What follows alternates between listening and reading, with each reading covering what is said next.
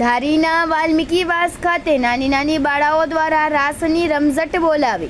નવલી નવરાત્રિના 7મા નોરતે વાલ્મીકી વાસ ખાતે જય અંબે ગરબી મંડળની બાળા ટ્રેડિશનલ પોશાકમાં રાસ રમી માતાજી આરાધના કરી રહ્યા છે. આયોજકના જણાવ્યા મુજબ વાસ ખાતે એક જ ગરબી થાય, સૌ સાથે મળીને રાસ રમે છે. આયોજન પ્રસાદી આરતી ઇનામ વિતરણ માતાજીની આરાધના કરીએ છીએ. રિપોર્ટર હુસેનભાઈ સંગાર, ધારી.